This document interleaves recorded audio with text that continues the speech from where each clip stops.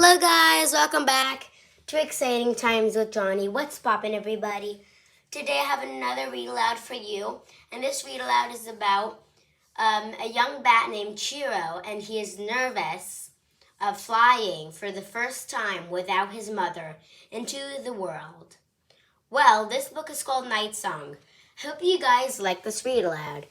Before we start this video, make sure to tell family members and friends to subscribe, give likes, and stay tuned. We're on our way to 180 subscribers. Let's get going.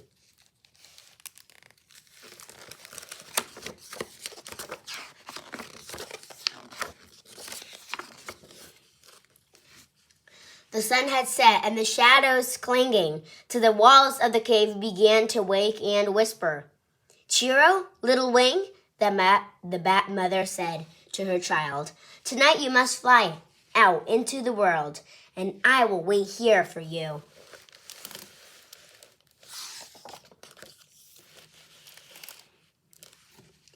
"But the night is dark, Mama, darker than the moth's dark eyes, darker even than the water before dawn," the little bat exclaimed, twitching his ears this way and that. "I know," whispered his mom. "And when it is that dark outside, I cannot always see," Chiro admitted, stretching his wings. "There are other ways to see," she told him, "other ways to help you make your way in the world." "How?" "Use your good sense." "What is sense?" the little bat asked. His mother folded him in her wings and whispered into his waiting ears. "Sense is the song you sing out into the world, and the song the world sings back to you.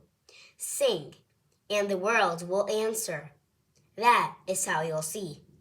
Now, fly from our cave to the pond where we bats like best to eat. Have your breakfast, then fly home. But do not go further than the pond, not unless your song is true." And then she let him go. Chiro fell into the cold air for an instant, then flapped and turned and flew out past the mouth of the cave and into the waiting night.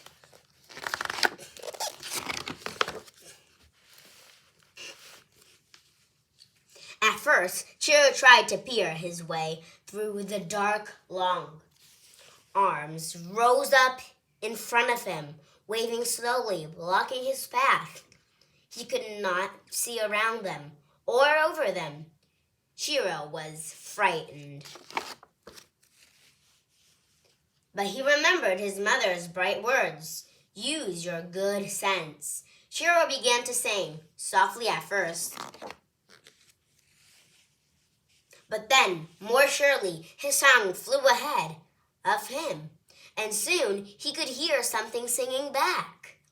Tall trees called out to him, chanted the lengths of their long branches and the girths of their rough trunks. Gleefully, he flew through the woods, past pines, over maples, and away. Flying higher now, Chiro saw something sliding through the sky toward him. So out went his song, and where danger once threatened, now Chiro saw only a flock of friends flying above him on their evening errands. As he flew further, Chiro heard strange sounds. Lines of noise, 1,000 voices buzzing from one end of the sky to the other. For just a moment, Chiro didn't know what to do or which way to go, but he followed his own song. In the sky behind him followed a river of whispers. Fading away, the pond was just ahead. When Chiro came to the pond, singing still, He was very hungry. All the night creatures were there above the reeds, thousands of tiny different tunes, flying tasty things, each one a humming. Chiro, each of their songs sounded like breakfast. Chiro ate well that night. When he was full, he stretched his wings again and thought about flying home. But he began to wonder just a little. What lay beyond the pound? What lay beyond his mother's words? So Chiro flew a bit further, and the familiar fell away from him. Out to the margins of the world. Then he was truly on his own. He flew fast toward a high dune, each grain of sand calling out in chorus as he passed. Chiro flapped up and over the top of the dune and out over the stand, singing louder than he ever sang before. Out went his song over dark water, then again and again, each wave on the ocean rising up to greet him, each splash of sea foam becoming kin to him. The sky began to change, grow light, and cast long shadows over the shore. With the morning came memory, his mother's voice, her warm wings. Chiro knew it was time to go home. Flying higher than he'd ever flown, Chiro began to sing, listening. The music of the land rose up in all of its many textures, each tree, each cliff, each place he'd pass, until finally the song of foam added its voice to the others. His cave called out from the blanketing shrubs and pillows of moss and its mouth, and Chiro followed that familiar sound back into the sheltering world. His mother caught him all up in her wings, asked, "Was it very dark in the world?